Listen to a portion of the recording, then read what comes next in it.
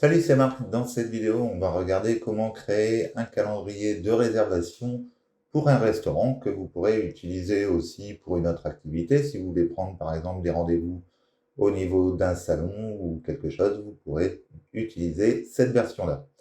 Donc ça permet de créer des rendez-vous sans devoir gérer les paiements. Ça va permettre comme ça d'avoir toutes les notes des différents rendez-vous qui seront pris sur votre site internet et de pouvoir vous organiser en les acceptant ou en les refusant. Donc on va regarder tout de suite ça sur WordPress et c'est parti. Nous allons regarder comment intégrer un calendrier de réservation au niveau de WordPress. Ça permet comme ça de prendre des rendez-vous sur votre site internet et d'avoir comme ça la main sur la façon de gérer votre calendrier. Donc pour ça, on va se rendre au niveau des extensions. On va cliquer sur Ajouter. Et ici, dans la barre de recherche, on va marquer 5 Star. Donc à la base, c'est une extension qui est faite pour les restaurants, mais on peut l'utiliser pour autre chose. Il est ici, donc moi je l'ai déjà installé. Si vous ne l'avez pas installé, vous cliquez sur Installer maintenant. Et une fois que c'est fait, on clique ensuite sur Activer. On arrive sur la page de l'extension et ici, on va devoir donner un nom à notre page. Par défaut, elle est nommée Réservation. On peut laisser ce nom-là et passer à l'étape suivante. À cet endroit, on va maintenant créer le calendrier au niveau des réservations. On va indiquer ici des plages horaires disponibles pour les réservations. Donc pour ça, on clique ici sur le bouton « Ajouter un nouveau calendrier de réservation » et on a accès comme ça aux périodes de la semaine. On va sélectionner dans notre exemple une période du lundi au samedi, à laquelle on va donner donc une heure de début et une heure de fin en cliquant sur heure. Ici, on va indiquer l'heure de début, donc ça sera, admettons, 9 h du matin. Et ici, on va indiquer l'heure de fin, admettons, 8 h du soir. Une fois que c'est fait, on clique sur Save Schedule. Et donc, on a sauvegardé notre programmation. On peut, si on veut, ajouter, par exemple, si on avait plusieurs salles, on pourrait ici ajouter un nouveau calendrier pour créer un nouveau calendrier. Une fois qu'on a sélectionné les différentes périodes de notre calendrier, on va pouvoir créer des exceptions pour les fermetures. Sachant qu'ici, on est sur un site internet, donc je vous conseille de laisser des périodes complètes, étant donné que les gens vont pouvoir s'inscrire directement sur votre site internet et vous allez confirmer les inscriptions qui vont être faites au niveau des réservations. Donc de cette façon, que vous soyez en train de déjeuner ou pas, ça n'a pas d'importance. Ici, on va cliquer sur Next Step. Et dans cet endroit, on va pouvoir sélectionner le nombre de personnes qui vont pouvoir s'inscrire pour la période donnée. Au minimum, il faudra qu'il y ait une personne qui s'inscrit et au maximum, ici, ça sera une personne qui s'inscrit. Si, admettons, c'est pour une coupe de cheveux, au moins, il n'y a qu'une seule personne qui se présente. On peut ensuite choisir combien de temps à l'avance il faut pouvoir prendre son rendez-vous. Donc on peut choisir n'importe quand, un jour à l'avance, au moins une semaine à l'avance, etc. On peut choisir également à quelle période, au minimum, on peut s'inscrire pour prendre un rendez-vous. Donc ici, on peut choisir au bout de 15 minutes à l'avance, 30 minutes à l'avance, 45 minutes à l'avance, etc. Et ensuite, on a des intervalles, donc ça va être des coupures qui vont être faites entre les prises de rendez-vous. Donc ça permet ici de sélectionner tous les combien de temps une prise de rendez-vous est de disponible. Une fois qu'on a sélectionné toutes les options, on peut sauvegarder les options et on peut cliquer sur Finish. On arrive sur le tableau de bord de l'extension. Donc ici, je vous présente l'extension en version gratuite. Il existe une version premium qui va permettre notamment de faire des notifications avant le rendez-vous. Donc vous pourrez envoyer soit un SMS, soit un mail juste avant le rendez-vous en question. Maintenant qu'on a créé notre calendrier, on va faire les derniers réglages qui vont permettre d'avoir un calendrier au top. Donc on clique sur Réglages. On arrive sur la page des réglages, donc on va pouvoir faire les derniers réglages au niveau de notre calendrier de réservation. On va pouvoir ici retrouver la période que l'on a créée juste avant. On va pouvoir également ajouter un nouveau calendrier de réservation comme on l'a vu précédemment. Ici, par contre, on va pouvoir ajouter également des exceptions. Les exceptions, ce sont des périodes durant lesquelles vous êtes fermé. Imaginons que vous êtes fermé à une date précise, vous allez pouvoir l'indiquer ici et vous allez pouvoir également ajouter la période donnée au niveau de l'heure si c'est une heure particulière. Si jamais vous partez en vacances, ça va être pareil, vous allez pouvoir ici ajouter des périodes avec la date de début et la date de fin. Une fois que vous avez ajouté les exceptions, on peut retrouver les différentes informations qu'on avait déjà précédemment, c'est-à-dire la réservation à l'avance, ici n'importe quand, un jour à l'avance, au moins une semaine à l'avance, etc.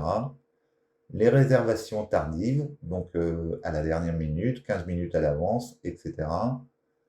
Une date de présélection, donc ça sera à partir de quand votre calendrier de réservation va être effectif. Ici, on peut choisir à partir d'aujourd'hui si c'est valide. On a ensuite l'intervalle de temps, donc c'est entre chaque réservation, combien de temps on va laisser de marge pour se laisser un battement entre deux réservations. Donc ici, on peut laisser 5 minutes. Et enfin, on a la semaine commence, et ici vous pouvez sélectionner le début de la semaine en choisissant soit le dimanche, soit le lundi. Ici, on va prendre le lundi. Et une fois que c'est fait, on enregistre les modifications. Sur la page basique, on va pouvoir faire différents réglages pour peaufiner notre calendrier. Donc on va pouvoir ici indiquer une page où va être présent le calendrier de rendez-vous.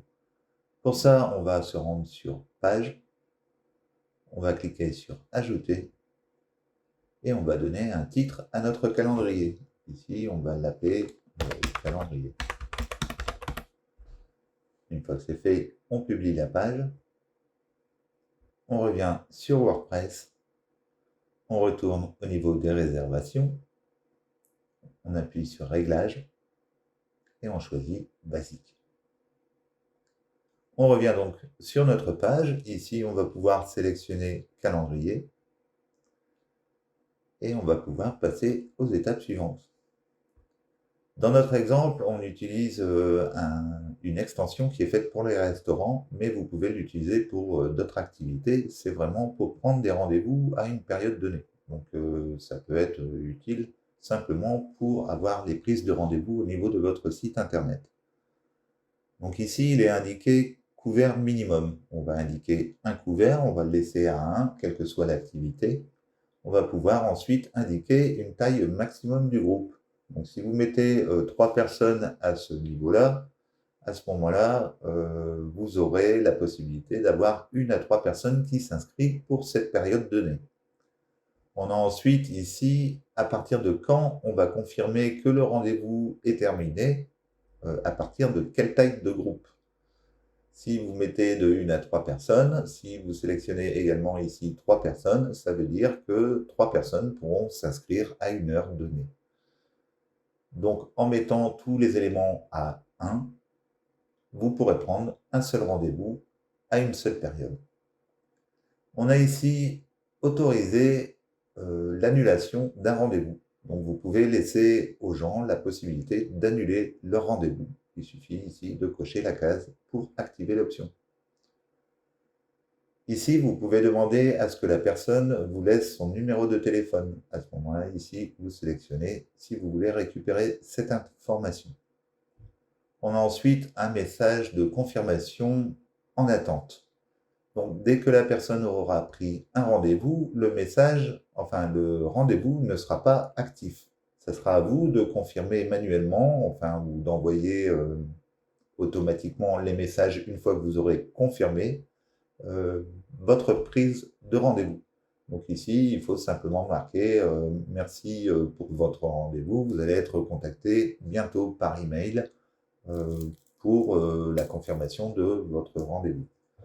Et on a ensuite ici, justement, le message de confirmation du rendez-vous. C'est quand vous allez activer l'option dans la liste des personnes qui se sont inscrites, vous aurez un message qui sera envoyé directement avec le message que vous allez mettre ici pour lui confirmer son rendez-vous. Quand un rendez-vous est pris et qu'il est en attente, vous pouvez ici indiquer une adresse web vers laquelle il va être redirigé en attendant justement le rendez-vous. Donc il va recevoir non seulement le message, mais en plus il va être redirigé vers une autre page. Donc là, ça peut être bien, par exemple, de présenter une offre de votre entreprise directement, le rediriger vers une page de vente ou alors le rediriger, je ne sais pas, vers un groupe Facebook ou je ne sais pas, ça dépend vraiment de votre objectif. On a ensuite une redirection lorsque la confirmation est faite au niveau du rendez-vous. À ce moment-là, ici, vous pouvez peut-être le rediriger soit vers un plan qui permet d'accéder à l'établissement, soit directement aussi, pourquoi pas, le menu du jour, etc. Comme ça, ben, il pourra déjà se faire une idée de ce qu'il va trouver quand il va se rendre au rendez-vous. À vous de voir ce que vous proposez ici. Et ensuite, on a une autre page qui peut être faite quand la personne va vouloir supprimer son rendez-vous. Donc là, c'est peut-être le moment de lui proposer, pourquoi pas, une offre, une réduction sur un coupon de réduction ou un truc comme ça, pour l'inciter à conserver son rendez-vous. Vous pouvez ensuite choisir la langue. Donc ici, on va choisir le français. Et ici, vous indiquez tous les combien de minutes vous voulez un rafraîchissement de votre calendrier pour qu'il soit toujours à jour au niveau des différentes consultations des personnes de votre site internet. Donc vous allez pouvoir choisir combien de minutes vous voulez attendre pour qu'il se rafraîchisse et que le calendrier se mette à jour. On a ici le formulaire de réservation, donc vous pouvez choisir comment vous voulez que les dates se présentent, comment vous voulez que l'horaire se présente. Ici, si vous voulez voir les différentes zones horaires, donc vous pouvez sélectionner si vous voulez le voir apparaître sur votre formulaire. Vous pouvez rentrer des emails qui seront bannis ou des adresses IP qui seront bannies, qui ne pourront pas prendre de rendez-vous au niveau de votre site internet. Vous pouvez activer le Google Recaptcha qui permet d'éviter le spam. Donc ça, c'est à vous de le mettre en place en allant directement sur Google Recaptcha et en allant chercher ici les clés d'identification. Vous pouvez choisir si vous allez capturer ou non l'adresse IP de la personne qui s'est inscrite. Donc c'est à vous de choisir si vous voulez le conserver. Par défaut, ça enregistre dans la base de données l'adresse IP de la personne. Donc il faudra le noter dans vos conditions générales d'utilisation, par exemple, comme quoi vous conservez cette information. Vous pouvez ici ajouter pour que la personne laisse son consentement. Donc ça, c'est si jamais vous voulez lui faire des opérations commerciales par la suite pour être conforme au RGPD en Europe, il faut activer l'option et mettre ici, par exemple, aller lire comme quoi vous êtes d'accord avec la politique de confidentialité. On a d'ailleurs ici le lien à ajouter au niveau de la politique de confidentialité. Et ici, il nous demande tous les quand il va effacer le calendrier des réservations. Donc, si vous ne voulez pas conserver des données à perpétuité, et ben à ce moment-là, ici, vous allez lui dire tous les 6 mois, tu vas m'effacer les données qui sont supérieures à 6 mois. Une fois que vous avez fait tous les réglages au niveau de votre extension, on clique ici sur enregistrer les modifications. Sur la page des notifications, on va pouvoir avoir un résumé journalier des différentes réservations qui sont faites sur le site. Donc pour ça, on va pouvoir ici indiquer une adresse mail à laquelle on veut recevoir ce sommaire, enfin ce résumé. Et on va pouvoir indiquer également à quelle heure on veut le recevoir. Donc si vous voulez, une fois par jour, tous les midis, vous allez recevoir toutes les réservations de la veille. Une fois que vous avez fait votre calendrier ici, on peut retrouver ici différentes choses pour envoyer les messages ou recevoir des messages, notamment des notifications. Donc ici, on a l'origine du site qui envoie le message, donc ça sera votre site internet. On a ensuite ici l'adresse mail qui envoie le message, donc ça sera votre adresse mail. Vous pouvez avoir des notifications au niveau de l'administrateur. Vous aurez un message qui sera envoyé directement si une réservation est faite. Donc là, ça sera fait à chaque fois qu'il y aura une réservation, contrairement à là où vous avez un résumé quotidien. Ici, les nouvelles confirmations de rendez-vous. À ce moment-là, vous pouvez recevoir une notification. C'est utile si vous êtes peut-être plusieurs à travailler sur le calendrier, mais si vous êtes tout seul, de toute façon, comme c'est vous qui confirmez, vous devez être au courant. Donc ici, c'est pas très utile. Et ici, quand quelqu'un va faire une annulation de sa réservation, vous pouvez ici activer une notification pour être prévenu de cette annulation. Donc on a l'adresse mail et ici on a différentes choses que vous pouvez utiliser à l'intérieur d'un message. Si, admettons, vous voulez marquer bonjour, je vous envoie ce message de la part de, et puis vous mettez cette abréviation au niveau de votre message et il va reprendre directement l'information de votre site web. C'est-à-dire qu'ici il va remplacer site name par le nom du site qui se trouvera ici. Donc vous avez comme ça la possibilité de personnaliser vos messages en prenant ici des variables dynamiques qui vont donc être affichées directement dans votre message. De cette manière, vous pouvez envoyer un message, un template de message à plein de personnes sans pour autant savoir qui s'appelle Paul, Pierre ou Jacques. Donc le nom est directement remplacé par la variable qui est directement présente ici. Donc dans cet exemple, on a ici un exemple, username, partie, date, booking link. Donc ici, on a le lien pour prendre un rendez-vous, et ici le lien pour confirmer, et ici le lien pour fermer. Donc vous pouvez paramétrer vos différents messages, donc ça sera les messages que vous allez recevoir, comment vous voulez les réaliser. Merci, username. Votre demande de réservation est en attente de confirmation. Laissez-nous quelques instants pour nous assurer que nous avons bien de la place pour vous. Donc voilà, c'est le genre de message que la personne va recevoir aussitôt qu'elle aura pris son rendez-vous.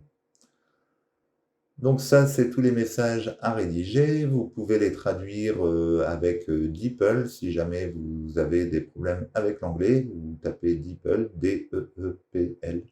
Et vous arriverez sur un traducteur en ligne qui vous permettra de traduire tout ce qui est en anglais. Une fois qu'on a fait ça, on peut aller sur la page des paiements. Ici, il n'y aura pas de paiement possible au niveau de la version gratuite de l'extension, donc on va tout de suite aller sur le style, et ça va être pareil, on ne va pas avoir la possibilité de styliser notre formulaire directement sur notre site web. Il faudra passer par la version premium de l'extension. Labeling, c'est pour changer les différents labels que vous avez au niveau des formulaires. Donc ici, par exemple, vous avez des parties qui sont en anglais, qui peuvent être traduites directement avec labeling. Donc ici, moi j'ai mis Loco Translate, et je ne sais pas s'il va traduire directement l'extension. Je ne vais pas regarder encore le rendu. Et ensuite, on a l'export qui va être pareil pour la partie premium. Donc on a fait tous les réglages, on peut aller voir enfin notre extension et on va voir comment ça se passe au niveau des rendez-vous. Donc on va se rendre sur notre page. Ici, je vais cliquer un clic droit, je vais faire ouvrir dans un nouvel onglet. Et on arrive donc sur la présentation de notre calendrier. Donc ici, les gens vont pouvoir réserver une période au niveau de votre calendrier de réservation. Pour ça, on peut cliquer ici sur une date. On a un calendrier qui apparaît, on va pouvoir sélectionner une date, mettons le 30. On peut choisir une heure. Donc ici, admettons, on pourrait mettre à midi. Le nombre de personnes, donc ici on pourra sélectionner qu'une seule personne selon les réglages que l'on a fait précédemment. Ensuite, la personne laisse son nom, donc on va marquer mon nom. Elle laisse son adresse de messagerie, on va l'appeler nom@gmail.com et son numéro de téléphone. Ici, on avait demandé le numéro de téléphone, on va faire 01 02 03 04 05. Ici, la personne aussi peut laisser un message si jamais elle a des remarques à faire en particulier ou une demande particulière à faire avant la prise de rendez-vous. Et enfin, ici, on peut cliquer sur « Demande de réservation ».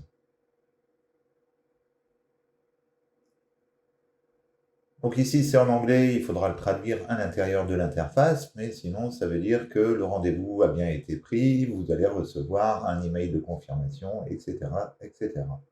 Quand on revient sur notre administration de WordPress, on va aller au niveau du tableau de bord, on va aller au niveau des réservations. Ici, je vais fermer la fenêtre. Et on va retrouver toutes nos réservations dans cette page ici, réservation. Pour l'instant, le rendez-vous est pris, mais n'est pas confirmé. C'est pour ça que ça apparaît en rouge. Si jamais on veut confirmer le message, on va pouvoir le faire directement. Ici, on peut bannir ou supprimer un client si jamais le rendez-vous ne correspond pas à vos attentes. Et une fois qu'on a fait ça, on peut aller ici sur modifier la fiche. On a la date qui a été prise au niveau du rendez-vous, on a le nombre de personnes, le nom de la personne, son adresse mail, son numéro de téléphone. Et ensuite, ici, on peut confirmer comme quoi le rendez-vous est pris et qu'on attend qu'il se rend justement à ce rendez-vous. Donc ici, on peut mettre en confirmé. Et à ce moment-là, on peut sélectionner si on veut envoyer directement le message de confirmation qu'on a fait dans les réglages précédemment en cochant la case qui se situe ici. Une fois que c'est fait, on enregistre la modification. Et maintenant, ici, on va avoir notre client qui va apparaître en bleu. Donc voilà, c'est juste pour vous prendre des rendez-vous. Après, vous aurez les comptes rendus journaliers que vous recevrez directement par mail. J'espère que cette vidéo vous aura plu. Ici, maintenant, vous avez de quoi prendre des rendez-vous au niveau de votre site internet. L'avantage ici, c'est que vous n'avez pas de système de paiement à gérer. Vous n'avez pas forcément de réservation avec des paiements, sauf si vous prenez l'extension en version payante. Et ça vous permet de pouvoir gérer comme il faut votre agenda et également de pouvoir bannir ou accepter les personnes que vous voulez en un temps record. Donc ça vous permet d'avoir vraiment votre service de disponible 24 heures sur 24 sans que vous ayez à faire quoi que ce soit puisque tout est automatique, simplement vous validez les actions. J'espère que cette vidéo vous aura plu. Si vous avez aimé, n'hésitez pas à liker, à commenter et à partager. Et en attendant, je vous dis à bientôt pour une prochaine vidéo. Ciao, ciao. Check the mic and make sure it sound right, boys.